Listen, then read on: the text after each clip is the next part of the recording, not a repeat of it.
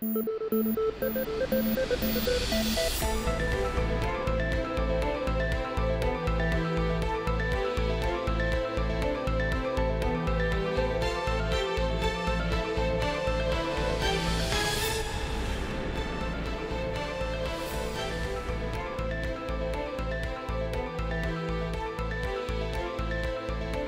¿qué tal? Muy buenas noches, un gusto saludarlos. Soy Pascal Beltrán del Río, le doy la bienvenida a una edición más de Círculo de Ideas. Me acompañan Martín Espinosa. ¿Qué tal, Pascal? A todos, muy buenas noches. También José Luis Vargas. Hola a todos. Humberto Musacchio. Buenas noches. Y José Buendía. ¿Cómo están? Buenas noches a todos. Bueno, pues después de una maratónica sesión en la Cámara de Diputados fue aprobada una histórica reforma energética. Esta es visto por algunos especialistas como audaz e innovadora. Ellos destacan que se haya logrado separar el marco comercial del sector petrolero del marco constitucional bajo el que estaba sujeto Pemex. La pregunta es si tendremos un nuevo Pemex y qué beneficios habrá para el país en el mediano y largo plazos. ¿Quién gana? ¿Quién pierde? Pepe Buendía, comienzo contigo. Bueno, yo creo que lo primero, Pascal, es creo que conviene tener frente a la reforma cierta moderación. Una vez aprobada, han comenzado a lanzar campanas al vuelo. Se están hablando de unas cantidades estratosféricas de dinero que entrarían en los próximos 4 o 5 años. Ayer oí cifras de Coparmex que hablaban de algo así como 35,000 millones de dólares cada año durante los próximos 5 años. Y la verdad es que es una historia que todavía falta por definirse cosas. Sobre todo de entrada que lo aprueben los congresos locales. De entrada los locales, aunque parece que están bastante amarras porque entre PAN y PRI traen como 25, ¿no? Pero digamos que no ha quedado completamente concluido este proceso de reforma constitucional. Y faltan las leyes secundarias. Exactamente. Las leyes, los reglamentos y demás. Sí, yo creo que ese es un punto central. Faltan las leyes ¿Cómo van a secundarias. quedar las leyes secundarias? Que además, digo, aunque esta vez, y esa es una de las críticas que ha recibido fuertes, estimados, en términos de técnica jurídica, esta ley, en la que cerca del 50% de los transitorios contiene disposición permanentes que tratan de amarrar el margen de maniobra de lo que se puede hacer en las leyes secundarias. Pero a pesar de eso, todavía hay cosas que hay que definir sobre cómo y cuál tipo de contratos, en función de qué circunstancias, exactamente cómo van a operar, por ejemplo, los nuevos órganos que están propuestos en la reforma. El Fondo de Petróleo va a solamente estabilizar, va a ser un mecanismo que siga llevando los recursos de Pemex a las finanzas públicas, o solamente para estabilizar cuando haya necesidad. En fin, yo creo que hay todavía muchas indefiniciones que hay que precisar y que me parece que los primeros que han saltado a decirlo son los propios agencias calificadoras y los propios inversionistas que dicen, aunque celebramos, como ocurrió en Estados Unidos, que México haya dado ese, así lo han calificado la prensa norteamericana, ese paso histórico, hay cosas que todavía faltan por precisar y esa me parece que es fundamental. Entonces, creo que habría que tener un poco de cuidado, Pascal, que en las expectativas de dinero que se generen, porque la construcción de las euforias, ya lo hemos conocido, apenas al principio de este año estábamos viviendo el momento mexicano que nos auguraba otra vez el relanzamiento. Y si nos vamos para atrás, pues en el 77 la administración de la abundancia, ¿no? Así es. Es otro momento de euforia en la historia nacional, ¿no? Así es, pero son de veras euforias que luego se acompañan de tremendas depresiones y desconfianza, incluso de los propios inversionistas. Y ahí yo te diría, ¿qué va a pasar si ahora que han salido a decir todo esto sobre la reforma energética, en 2 semanas que hay una importante conclusión de valores, valores gubernamentales a plazo, se produce, como ya algunos periódicos han empezado a señalar, una salida de capitales del país, porque cerca de 130,000 millones de dólares que están en poder de extranjeros de valores gubernamentales se vencen en las próximas 2 semanas, y eso puede tener una repercusión muy fuerte en el tipo de cambio. Eso nos llevaría a pensar que entonces la reforma energética no funcionó, o que la confianza que se había generado se pierde. Creo que habría que tener mucho cuidado. Ahora, una precisión, 130,000 millones de dólares es más que la deuda externa, ¿eh? No creo. Será de pesos. Sí, no, de dólares. De dólares no puede ser más que la deuda externa. Eso corresponde a cerca del 70 y pico % de las reservas del país. No, pero Las reservas del país, ¿en cuánto andan? Más o menos son 180 mil millones. Sí. Así es. Bueno, pero por otro lado, José Luis Vargas, hay una gran aceptación en los medios internacionales, como no se ha visto en mucho tiempo. Es decir, un tema mexicano. Nosotros en el periódico Excelsior el viernes hablábamos de una seducción, porque creo que en realidad eso fue lo que sucedió. Si uno ve la prensa internacional, esta reforma gustó mucho entre los medios internacionales y particularmente la prensa especializada. Y pues es un poco lo que dice Pepe, faltan todavía definiciones que creo que es donde estará el punto fino del análisis de los inversores, posibles inversores nacionales y extranjeros, porque no solo se habla de lo extranjero, pero también podrá haber muchos nacionales pesados, ¿no? de competitivos incluso con intereses extranjeros. Pero aquí lo que a mí me parece, Pascal, es que evidentemente el mensaje pues es un mensaje positivo para la iniciativa privada, porque lo que le está garantizando pues es ciertas condiciones de seguridad jurídica, que es de lo que pues carecían para poder hacer inversiones cuantiosas para lo que implica la exploración, extracción y producción del petróleo y sus derivados. Me parece que es algo que además era más que necesario. Sé que Humberto no va a estar de acuerdo, pero es que desde... ¿Pero por qué prejuzgas? Estamos viendo los gestos. Veo algunos gestos. Por ver los gestos. Pero, es decir, si entendemos que la expropiación petrolera desde 1938 tuvo un origen diverso al que en realidad se nos ha seguido...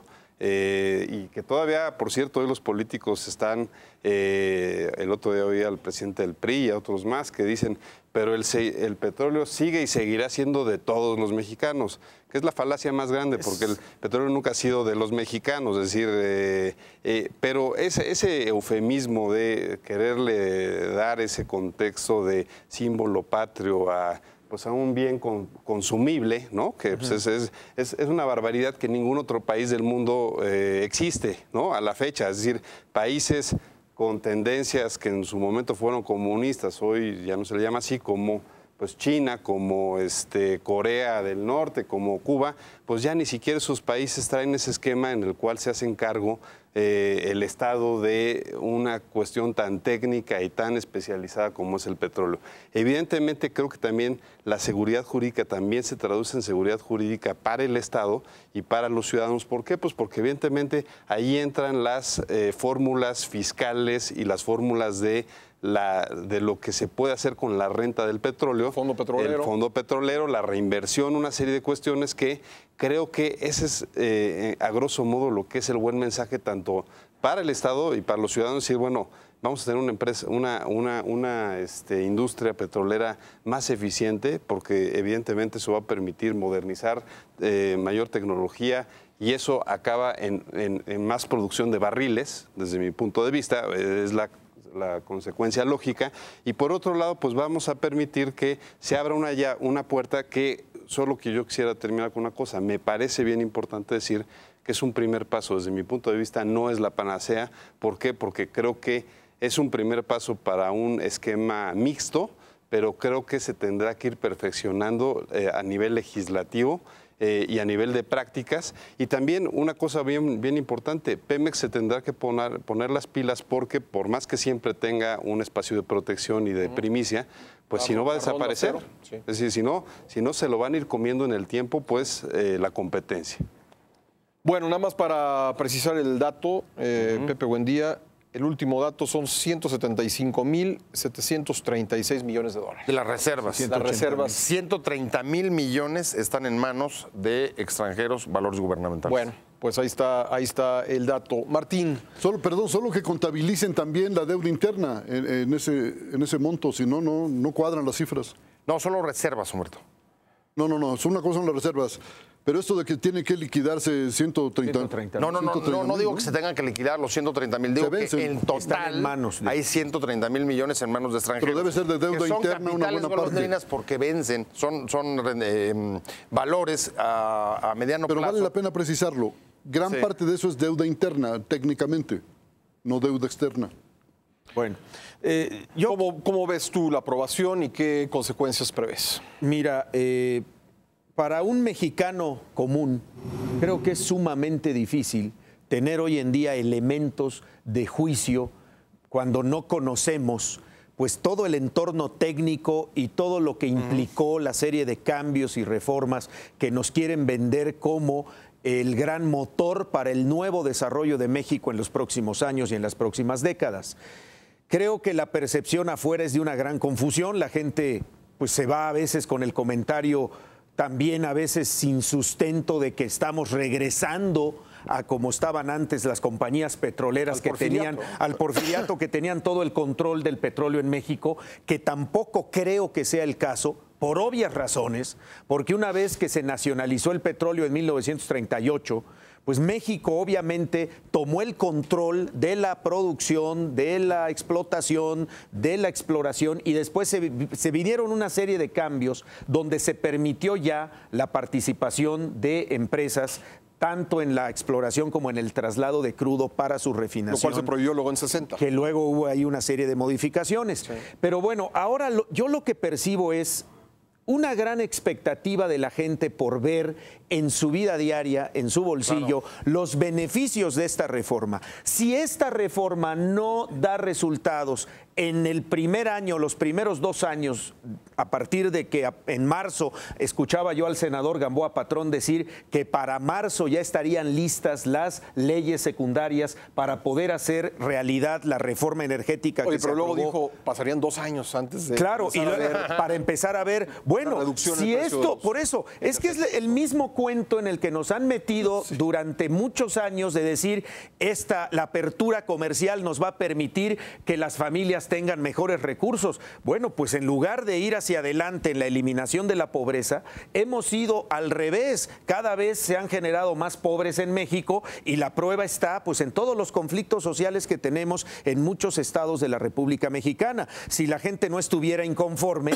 pues no saldría a manifestarse. Si hoy la gente protesta por lo que queramos, si hoy la gente bloquea por lo que mandemos y gustemos en las reformas magisteriales o la reforma educativa, es porque hay una insatisfacción fundamentalmente en que la gente no ve en el bolsillo beneficios que antes se nos habían prometido. Pero perdón, Martín, precisamente por eso digo de la falsedad de la frase de el petróleo es de todos los mexicanos, porque si fuera el caso, pues no estaríamos en esos escenarios que tú dices, no te salen las cuentas, es decir, el petróleo es de todos los mexicanos, pero tenemos un 50% de pobres que no recibe un solo centavo ni un solo beneficio del petróleo. Y es a lo que voy, hay que tener cuidado, y los políticos creo que no lo han hecho, en el manejo de las cifras y en el manejo de los posibles beneficios que pudiera traer esta reforma energética. Pepe Buendía lo decía hace un rato, creo que se están magnificando y se están echando las campanas al vuelo antes incluso de conocer las leyes secundarias que van a regir y van a normar la entrada en vigor de la reforma energética.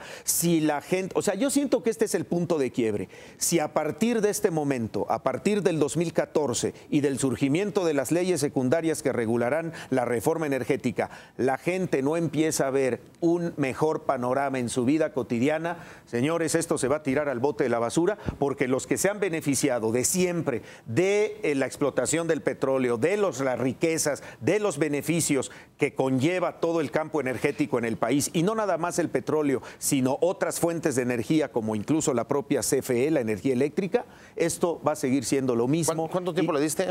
2 años. 2 años. No creo, ¿eh? Bueno, pues entonces... Ni Madero lo cree. Madero dijo 5, ¿no? Sí. Por eso, entonces, ¿qué es lo que estamos esperando para hacer reformas que de verdad vayan al fondo o al meollo del conflicto en el manejo de la energética? No se puede esperar. Es decir, simplemente se ha hablado de la exploración y explotación en aguas profundas. Incluso tomando como ejemplo Estados Unidos. Es decir, Estados Unidos no lo hizo en 2 años. Así es. Estados así Unidos es. lo hizo en 10. Así es. Quizá así menos, es. pero vamos a decir 10 años, ¿no? Pero es que lo Así que es. se puede esperar es una mayor eficiencia paulatina, evidentemente. O sea, y eso nos va a traer a Pero una eso mayor tiene que competitividad. pero con eso otros tiene que países reflejarse al final del traemos día, José 15 Luis, años de retraso en más recursos, tecnológico sí. para poder hacer Ahora, ese tipo de tareas. O sea, Lo ¿qué nos han cierto- vendido? Que va a haber más recursos. Bueno, ¿no? que va a haber 500,000 nuevos empleos. Y, o sea, y ese es un dato... 400,000, 500,000 Sí. nuevos empleos en el sexenio. Sí. Adicionales a los empleos que pudieran generarse en otras áreas que no tienen que ver con la cuestión energética. Sí. Pero vuelvo a lo mismo, si esto no redunda, o sea, efectivamente tiene que haber una mayor eficiencia, José Luis, pero en una empresa, una mayor eficiencia, ¿qué es? Pues más ganancias. Y esas ganancias se tienen que repartir de mejor forma en las Bueno, necesidades más ganancias, urgentes pero del también país. uno tendría que esperar, digo, no es exactamente la parte medular de la reforma, pero sí hay compromisos de transparencia en la reforma, más ganancias, pero también menos corrupción, ¿no? Sí. Menos Se lo decía yo el viernes a Lozoya. ordeñados, ¿no? O sea, la gente también cuestiona mucho el manejo al interior de Petróleos Mexicanos. Sí. Del sindicato ya ni se diga, porque pues es un secreto a voces. O sea, ¿y qué va a pasar, no? O sea, como dicen, ¿y yo dónde leo? Dice la mayoría de la gente. Un ¿no? secreto muy bien protegido porque no los tocaron. Exactamente. Pero creo que ahí es justo de las partes que faltaron, ¿no, Pascal? Mayores y mejores mecanismos, no solo de transparencia, sino de rendición de cuentas. Bueno, uno tendría que esperar que esto esté en la ley secundaria, ¿no? Creo que hay una decisión importante, simplemente digo esto antes de darle la palabra a Humberto, hay una decisión importante respecto de la salida del sindicato del Consejo de Administración. Hay quien Pero cree que ¿en qué va a cambiar eso? Va a haber un consejo de administración de gente muy honrada. Ya no va a haber robos en Pemex. Bueno, Ten yo fe. lo que creo, Humberto, y creo que por lo menos los pretextos se quitaron, ¿no? Es decir, ya con la salida del sindicato y con la declaración de que este va a ser un consejo de administración profesional, creo que ahí ya no podrá haber pretextos para ineficiencias y para corrupción. Te voy a dar la palabra, Humberto, pero vamos a una pausa primero, regresamos.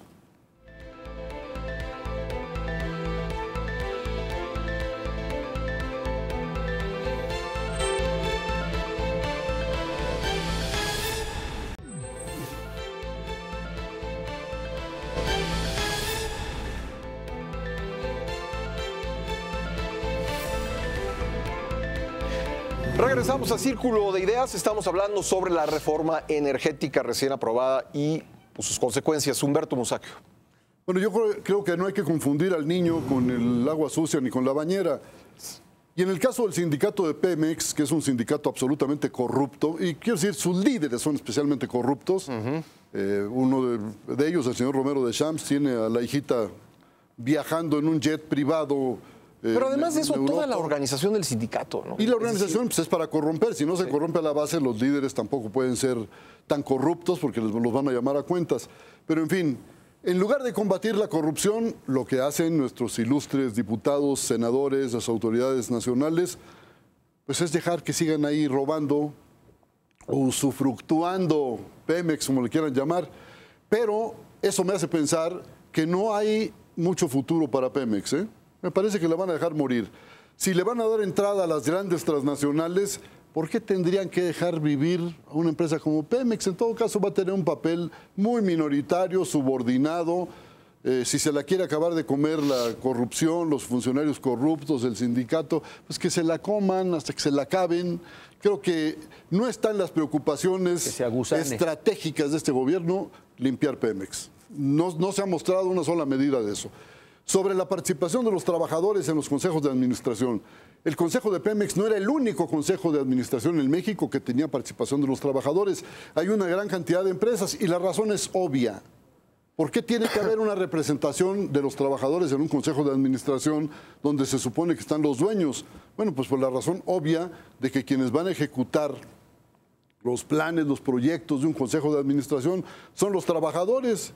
Ellos, el trabajador más humilde, más ignorante, es el que va a hacer efectivo el proyecto para dejarle una buena ganancia a la empresa. Entonces no tiene nada de extraordinario la presencia de trabajadores en un consejo de administración. Seamos claros en eso. Hay muchas empresas, no solo en México, sino en el mundo, que tienen representación obrera. Pero hay otras cosas que a mí me parecen muy preocupantes. Una vez que se abre la puerta a las grandes transnacionales, ¿ustedes creen que van a aceptar la disciplina fiscal mexicana? ¿Alguien cree que de veras van a aceptar pagar el 70% de impuestos?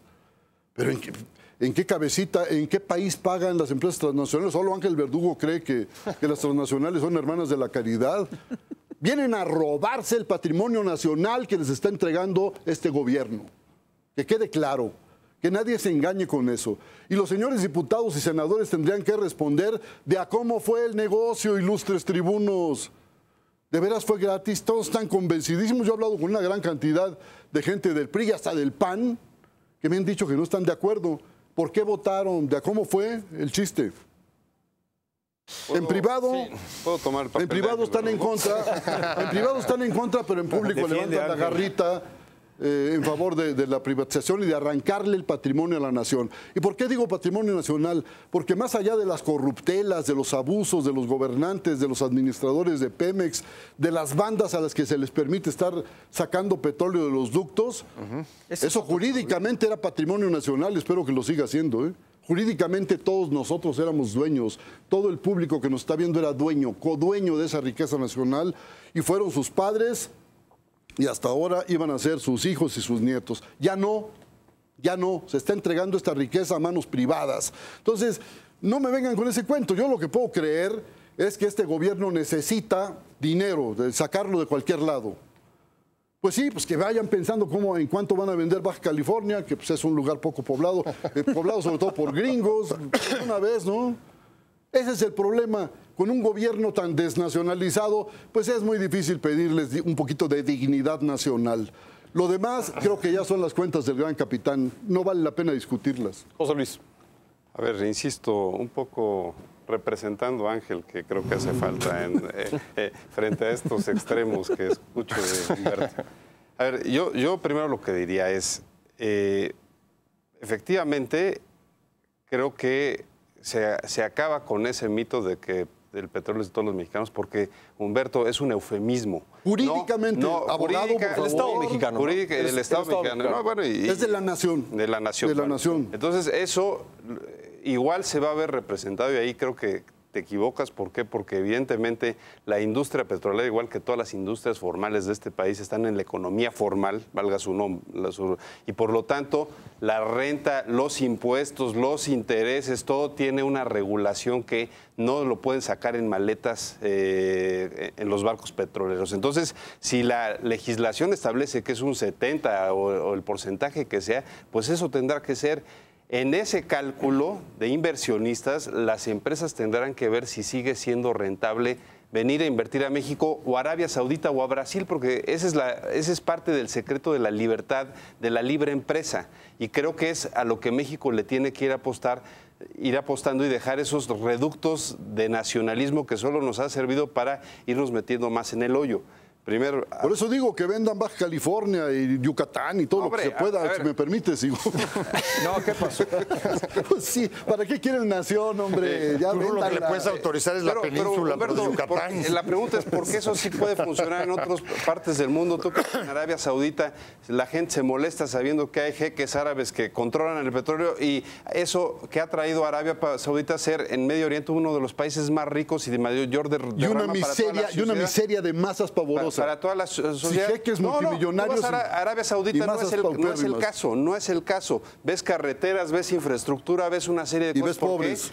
Por una derrama económica que produce precisamente una industria que evidentemente gana quien también invierte. Pues es lógico y es natural, sino qué sentido tendría apostar a la inversión.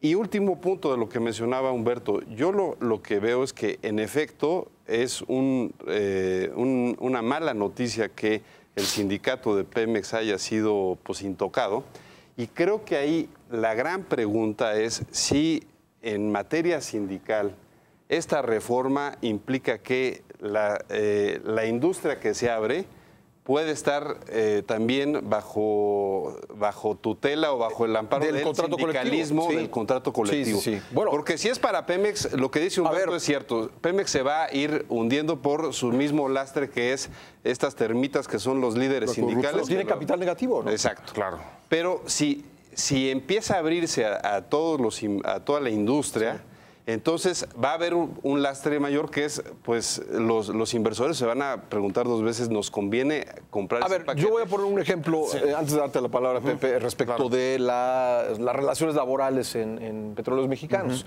que no tiene que ver con la extracción del petróleo. Si un funcionario, un trabajador de Pemex tiene problemas con una computadora, y esto me lo han dicho trabajadores de Petróleos Mexicanos, llegan 3 técnicos a reparar la computadora, aunque solo haga falta uno. Eso lo traslado a la industria, propiamente a la industria petrolera. Las empresas que acepten trabajar con Petróleos Mexicanos van a aceptar que haya el doble o el triple de trabajadores en una plataforma, en un pozo. Yo creo que no. Yo creo que no. Y tampoco creo que le haga bien a Petróleos Mexicanos ese tipo de relaciones laborales, Humberto. A ver, pues como política de empleo, tal vez, en este país de desempleados. Pero esas son las indefiniciones de la ley secundaria que son muy peligrosas para declarar el éxito o el fracaso de la reforma constitucional. Y coincido con Pepe, por eso no nos podemos ir con estas campanas al vuelo, porque en esa letra chiquita puede estar el éxito y la viabilidad de lo que se pretende. A mí la verdad es que me preocupa del argumento que ponía Humberto, el que, a ver, llevamos muchos años en este país y quizás sí sea de las cosas sobrediagnosticadas. La necesidad de ir acabando con el corporativismo, con el charrismo, con sindicatos que beneficiaron a sus propios líderes y no a sus bases, que fueron instrumentos no solamente de corrupción, sino de control político. Y un ejemplo, me parece que bastante acabado, es el líder del sindicato petrolero. Y creo que ahí convenimos todos y no hay mayor discrepancia. ¿Cómo es posible, y esto es lo que a veces uno no entiende, que a la vuelta del tiempo, como incluso vimos en el Senado, haya salido un partido como el PRD a defender a Romero Deschamps? Es algo que me cuesta mucho trabajo entender. Yo creo que el sindicato haya sido acotado, que haya salido del Consejo de Administración, es un paso positivo. Pero dicho esto, también habría que decir que eso no es suficiente para terminar con la corrupción. ¿Por qué? Porque si bien la presencia en el Consejo de Administración del sindicato fue lo que permitió, Humberto, el manejo discrecional de los contratos colectivos para el manejo y prebendas, y además el manejo de los contratos con corrupción y moche para el sindicato, hay que decir que el nuevo esquema al que va a entrar ahora Pemex de competencia va a implicar un nivel de sofisticación técnica para definir el tipo de contratos. Hay una baraja, que eso es lo que les da la reforma, una baraja de distintos contratos a los que van a poder acudir, pero que van a tener que definir el tipo de contrato, el tipo de alianza, los términos, el precio, el porcentaje, cuánto le van a dar a cada inversionista según el tipo de riesgo y inversión. Y si ahí no tenemos elementos muy, muy capacitados y además mecanismos de control que eviten la corrupción, lo que podemos hacer es ir a otro modelo altamente corrupto que además acabe en el arbitraje internacional. A mí me preocupa mucho. Yo platicando el viernes para el programa de radio en la mañana en Grupo Imagen con Emilio Lozoya Austin, le preguntaba yo del tema de la corrupción, cómo lo habían acotado, cómo habían establecido mecanismos de control para erradicar esa alta corrupción en Petróleos Mexicanos. Y él me daba un argumento que me preocupó porque es un arma de 2 filos y me decía, es que nuestros próximos socios van a ser los que establezcan una especie de contrapeso para evitar y erradicar prácticas corruptas que se habían venido dando en Petróleos Mexicanos. Oye, pues ojalá que no sea Walmart. Yo me pregunto, o sea, vamos a dejar que sean los equilibrios empresariales al interior de la industria energética y petrolera del país los que definan si permiten o no que un sindicato o un grupo de trabajadores o los propios directivos pertenecientes al gobierno mexicano cometan prácticas de corrupción, o al revés, las empresas van a decir: a mí dame mi ganancia, a mí dame lo que me toca y ustedes háganse bolas. Sí. En ese escenario, en ese supuesto escenario, estaría en riesgo no nada más la industria petrolera representada en Pemex, que es todo un símbolo nacional sin duda, sino también estaría en riesgo pues todo el control y todo el manejo de las ganancias que deja la explotación y la producción de todos los productos derivados del petróleo, porque entonces volveríamos a lo que dice Pepe, o sea, a mí dame mi ganancia, mientras yo saque más estoy contento y ustedes sigan sumidos en su mundo de corrupción y hasta que se acabe. Y entonces viviríamos en el peor de los mundos. Pero tampoco se le puede pedir, es decir, lo digo en apoyo de tu argumento, tampoco se le puede pedir a una empresa que viene a ser contratada o viene a asociarse con Petróleos Mexicanos que se preocupe de la corrupción de Petróleos Mexicanos. Por eso no le te digo, pero no le toca, ¿no? Pero esto puede derivar en otros casos de corrupción a otros niveles. No le toca. Pero Pascal, yo ahí lo... Claro que no le van a liberar de eso. Pues no, claro. se pueden utilizar, como ha sucedido en el caso de Walmart, hasta sobornos para conseguir contratos. Yo sé que ya se mandaron a comprar a Persia unas alfombras de estas largas para las transnacionales, para que cuando entren a México. Yo lo que considero es que precisamente en esa ambivalencia de la propia reforma está el mayor peligro. Es decir, si lo que se trataba era de hacer verdaderamente una empresa eficiente del petróleo nacional, ¿no? Y que dejara de ser y de tener esas connotaciones de paraestatal, pues es lo que tenía que perfilarse una serie de disposiciones, o se tendrán que perfilar en la legislación secundaria, que lo asemeje a una empresa y no a un órgano del Estado. ¿Por qué? Porque eso va a implicar hasta el tipo de perfil de funcionario que tienes que para dirigir la paraestatal, la empresa. Es decir, necesitas a un hombre del empresario, del mundo del petróleo, experto, especializado, y no un político. Eso tiene que dejar de ser un botín político y un premio a un amigo del presidente, ¿no? Y eso precisamente ahí es justo donde implica haber podido dejar ese camino ya andado para que la materia sindical pues quedara reducida para, en efecto, sí, respetar los derechos de los trabajadores, pero no dejarles ese nido de ratas que hoy existe en Pemex, que a cualquiera que llegue le va a ser ineficiente por más buena voluntad que exista. Humberto. Me permiten. Por favor. Por alusiones, si ustedes se fijan, personales. Salvo la salida del Consejo de Administración, que además le quita una responsabilidad al sindicato, no se han tocado sus intereses de ninguna otra manera. ¿Por qué? Porque es un sindicato priista, porque es una base de apoyo del gobierno federal. No lo van a tocar. Le están dando ahí las migajas, le están aventando los huesos que quedan para que se los acabe. Y van a seguir usando a Pemex para darle chamba a muchos funcionarios. Yo quiero recordar lo que decía otra vez Max Weber, que es uno de mis politólogos consentidos. Los partidos se crean para darle empleo a su gente. Para eso está Pemex, para darle empleo a los que están en el poder. Y que hagan y deshagan como lo han venido haciendo durante décadas, expoliando el patrimonio nacional. Contra eso no se meten. ¿Para qué? Pues ese es parte del botín del partido en el poder. Que el sindicato tiene 3 veces más gente de la que debería tener. ¿Cuál es el problema? Si es una política de empleo. Pero ni siquiera con el triple de personal, el triple del personal que debería tener Pemex, se puede hablar de que es una empresa en quiebra. No puede ser una empresa en quiebra. Tiene capital negativo. Aquella que le está dando más de la tercera parte del ingreso fiscal al país. Es como una empresa en quiebra. No. Es una empresa a la que el gobierno federal desde hace rato ha intentado quebrar. Está minándola por todos los medios. Pero ya los dejé hablar, déjenme hablar a mí. Adelante, por favor. Yo creo que el asunto de la ineficiencia o de la corrupción, para acabar con el hecho de que el petróleo es nacional por ley, que el petróleo es de todos los mexicanos, de esta y de futuras generaciones, hay que decirlo, Entonces, ese argumento para acabar con el petróleo nacional o con el petróleo expropiado por Lázaro Cárdenas me parece un argumento falaz. Porque si fuera cierto que la ineficiencia y la corrupción son motivos para acabar con algún órgano estatal o paraestatal, pues desde hace mucho rato debimos haber desaparecido el gobierno mexicano. Si hay un ejemplo de altísima corrupción y de ineficiencia son los gobiernos que hemos tenido. ¿Por qué no los desaparecemos y le pedimos a la Exxon y a la Chevron y a todas las empresas transnacionales que nos gobiernen? Pues es más fácil, ¿para qué darle tantas vueltas? Pero se trata de desnacionalizar, se trata de vender. Son gringos nacidos en México, ese es todo el asunto.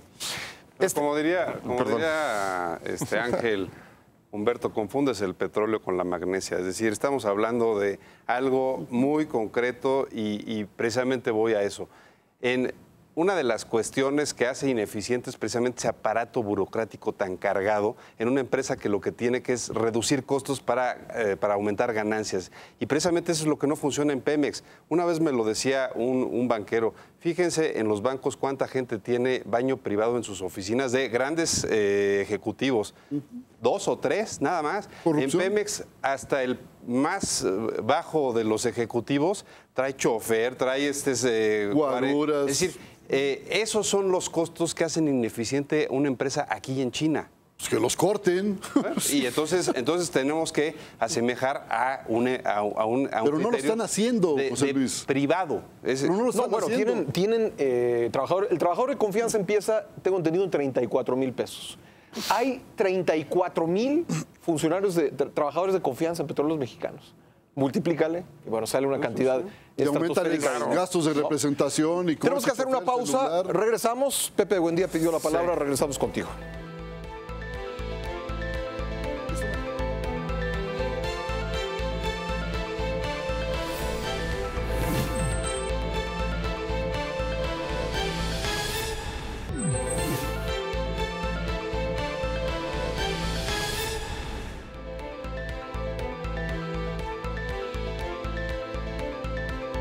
Regresamos a Círculo de Ideas. Pepe, buen día. Yo creo que esta vez no estamos en el mismo lado, mi estimado Humberto. Discrepo en 2 cosas. Una, Pemex no se va a acabar. En cambio, lo que sí creo que está en vías de extinción es el sindicato tal y como lo hemos conocido hasta ahora. ¿Por qué?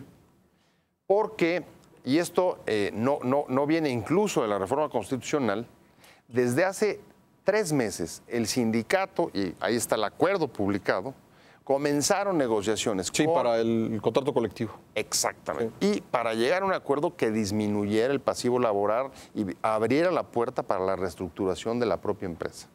Una vez fuera del Consejo de Administración, los mecanismos para defender las prerrogativas del propio sindicato se acotan y se limitan muchísimo. Y eso va a llevar a que, en efecto, tengan que reducir el pasivo laboral, que es muy alto. Y tengo la impresión, si vamos siguiendo aquel acuerdo que creo que es Pascal, de octubre.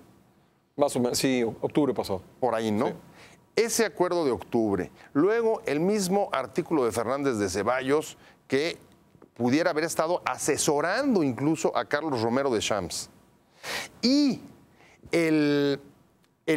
tú lo decías hace un momento, el grado de obediencia del líder petrolero a pesar de la leyenda de su poder, creo que está garantizando el que se haya producido una negociación sindical que se refleja simplemente en que después de esta reforma energética no has visto un solo petrolero en la calle, no has visto a nadie del sindicato protestando y creo que a lo máximo que llegó fue al abandono de la sesión cuando se estaba dictaminando por parte de Romero de Champs. Creo que las condiciones sí están dadas para que el sindicato, como lo conocimos hasta ahora, desaparezca. Pero eso no va a suponer en absoluto la desaparición de Pemex.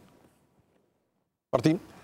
Es importante también hacer hincapié en precisamente quién está moviendo las movilizaciones en contra de petróleos o de la reforma energética y de Petróleos Mexicanos como lo. Por favor, la teoría de la conjura está descalificada por cualquier político. De cualquier forma, los líderes políticos que han encabezado plantones, marchas, la famosa marcha darle vueltas y vueltas y vueltas a Paseo de la Reforma, son los que menos creo que deben hablar a favor de una cuestión de energía en el país. Es una cuestión ideológica eminentemente, me queda claro que es ideológica, me queda claro que no es una cuestión operativa de los propios trabajadores de Petróleos Mexicanos y es una cuestión que en los últimos años, históricamente, el sindicato se fue corriendo a la izquierda por un pleito personal que tuvieron los líderes del sindicato con Carlos Salinas de Gortari.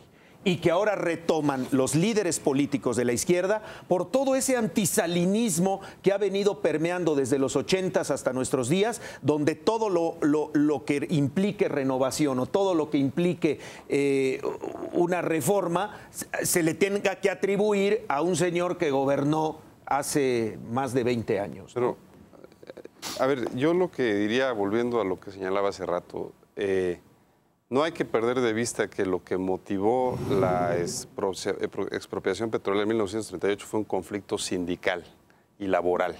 Y creo, por lo tanto, que es un gremio que tiene que tener, al igual que los mineros, por ejemplo, tienen que tener un cierto cuidado del Estado y que no se le puede equiparar pues, a otros sindicatos pues, por el riesgo que implica el trabajo que se hace. Lo cual se ha llegado a desvirtuar a lo que decía Pascal, que es pues hoy hasta el que barre pues está sindicalizado y goza de los mismos beneficios que quien se expone su vida en las plataformas petroleras.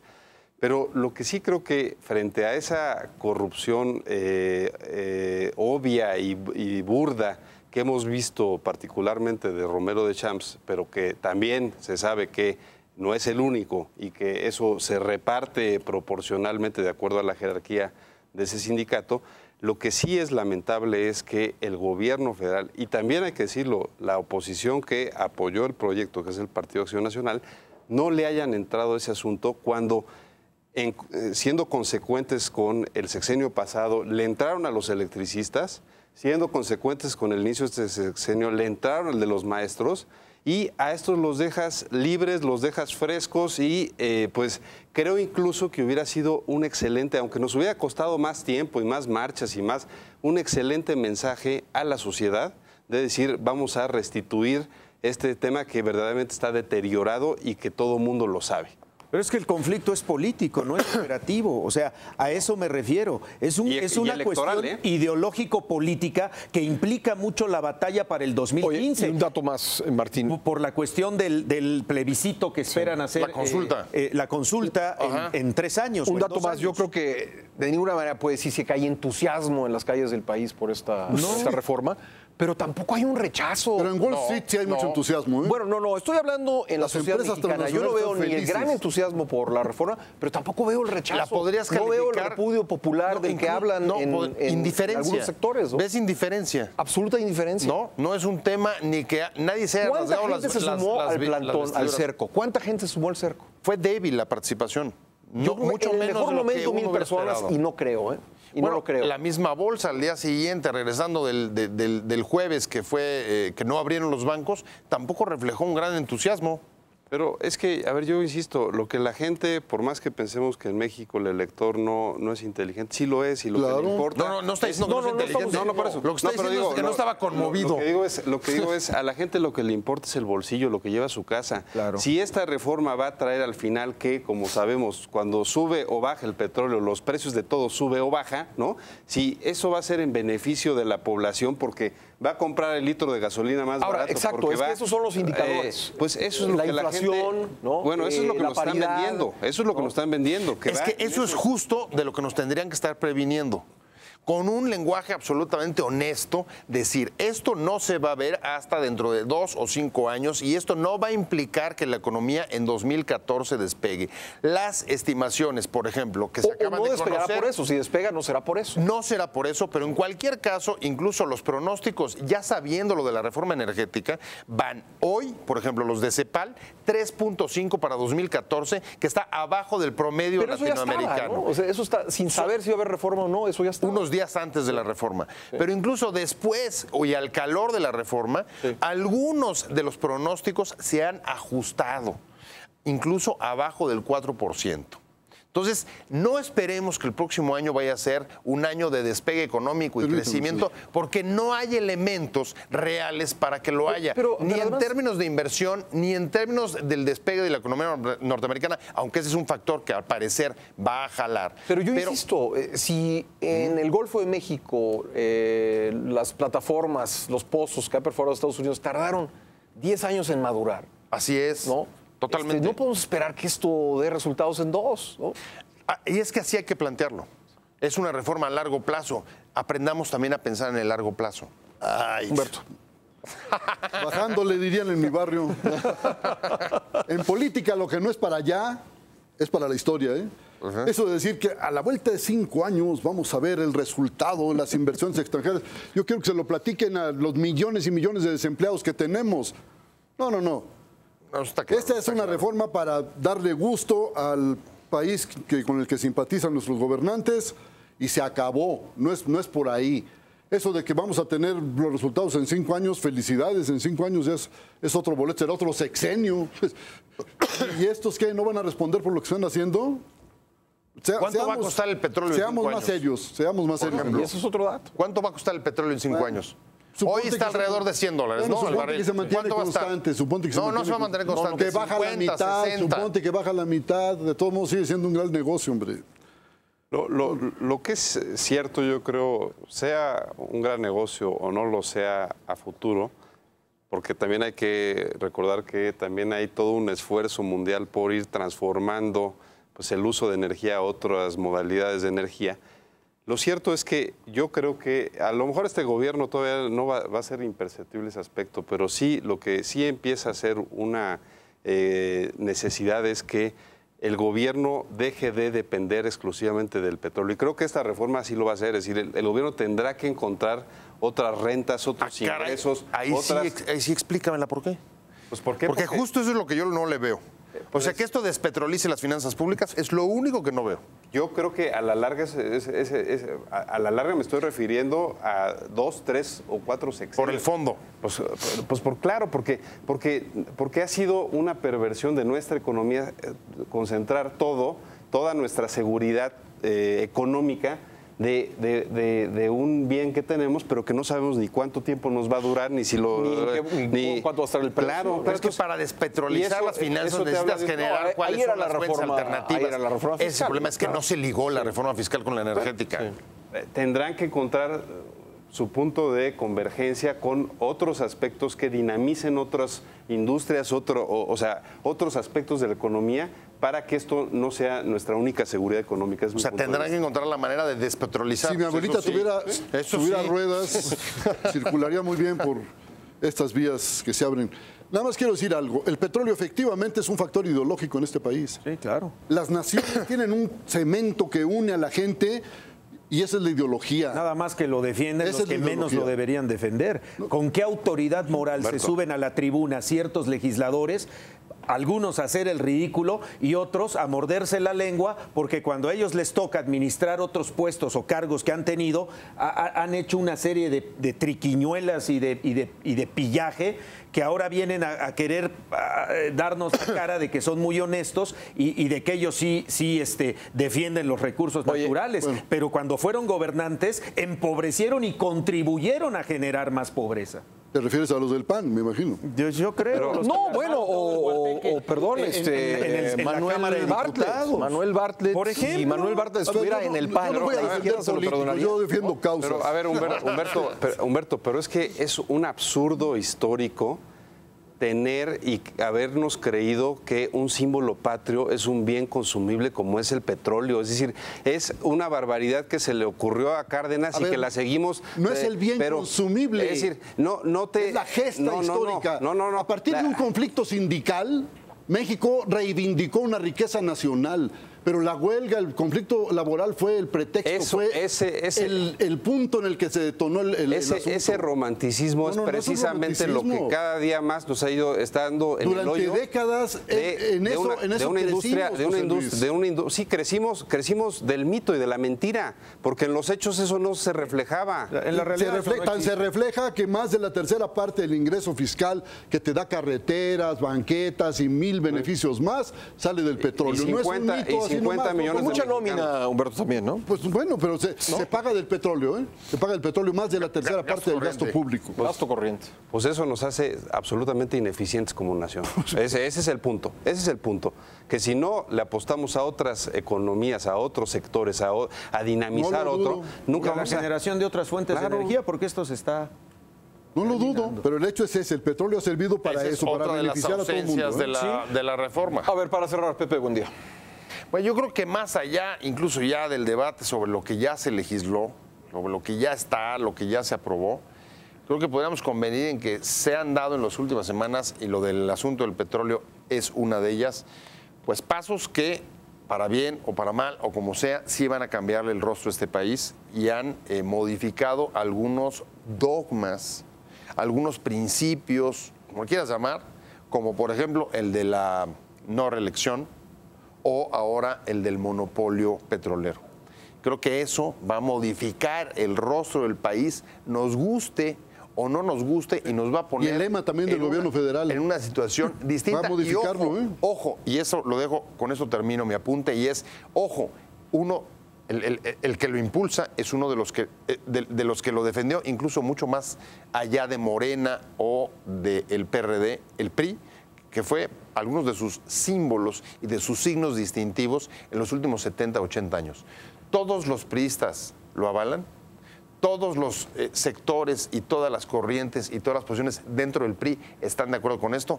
Si no, lo que viene es un conflicto anunciado dentro del propio partido en el poder respecto de quien hoy concentra las decisiones, los puestos, que es el grupo de los priistas de Toluca. Pues bien, llegamos así al final del programa. Muchas gracias a nuestros ¿Puedo decir panelistas. cómo va a ser ahora el lema del gobierno federal? A ver, rápidamente. Sufragio efectivo no, reelección. Muy bien. Terminamos así, Círculo de Ideas. Muchas gracias por habernos visto en casa. Los esperamos la próxima semana en este mismo canal, Excelsior Televisión, a las 11 de la noche. Hasta entonces.